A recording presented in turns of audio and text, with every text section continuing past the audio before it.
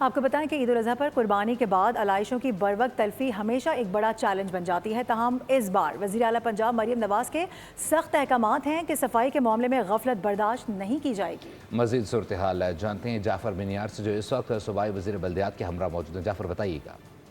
बिल्कुल, ईद कुर्बान में जो सबसे बड़ा मसला ये होता है कि लोग आलाइशों को बाहर फेंक देते हैं, गंदगी फैलाते हैं। लेकिन इस दफ़ा वज़ीर आला पंजाब मरियम नवाज शरीफ की जानब से सख्त अहकाम जारी किए गए थे।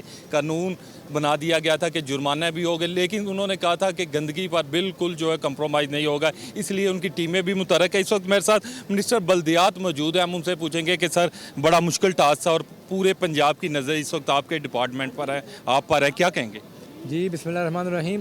मैं समझता हूँ कि पूरे डिपार्टमेंट ने बड़ी अच्छी अल्हम्दुलिल्लाह इस पर प्लानिंग की थी और आज बड़ी मेहनत की गई है स्वच्छता पंजाब अथॉरिटी की तरफ से। और तमाम हमारे जो 1,84,000 हमारे वर्कर्स जो फील्ड में मौजूद हैं, जो इस वक्त मेहनत कर रहे हैं, इतनी शदीद गर्मी के अंदर जो है ना वो काम कर रहे हैं। 60,000 हमारी व्हीकल्स जो है ना पूरे पंजाब के अंदर जो है ना वो मौजूद हैं। और अभी तक हमें जो फीडबैक आ रहा है बड़ा मिसाली अल्हम्दुलिल्लाह जो सफाई है ना उसकी फीडबैक आ रहा है। कोई मिसिंग लिंक नहीं है, हर जगह पे बेहतरीन इंतजाम मौजूद है। और इंशाअल्लाह अल्लाह है रफ़ीत रखे तो हम इसको इन 3 दिन इसी टेम्पो के साथ इंशाअल्लाह लेकर चलेंगे।